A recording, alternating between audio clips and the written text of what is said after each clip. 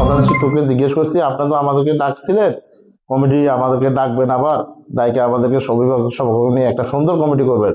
আপনি তো আমাদেরকে ডাকলেন না, এখন শুনলাম কমিটি কয়টা তো আমি দেই নাই, একজন লোকের নাম বলছে, এলাকায় আমার নাম নাই বললাম, সে করে দিচ্ছে। হয়তো তুই প্রধান শিক্ষক হলেন আপনি, ও কি, ওর দায়িত্ব কি?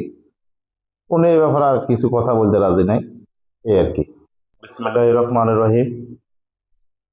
আমি মোহাম্মদ আলাউদ্দিন, সাবেক মেম্বার জেলা মুলুকসেল হাসাখান ইউনিয়ন। আমি পুরুকসাইল সরকারি প্রাথমিক বিদ্যালয়ে আমার ইউনিয়নের 3 নম্বর ওয়ার্ড পুরুকসাইলের আওতায়।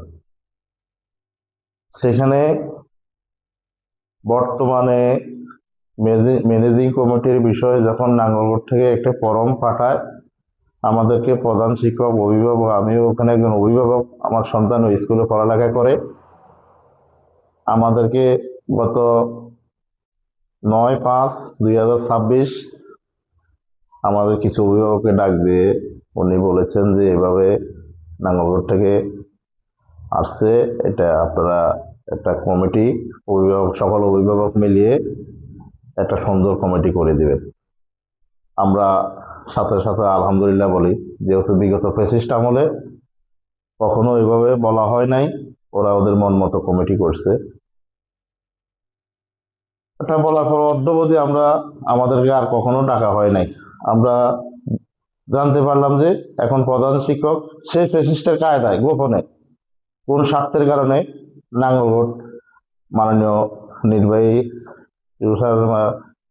নির্বাহী স্যারের কাছে একটি কমিটি জমা দিয়েছে।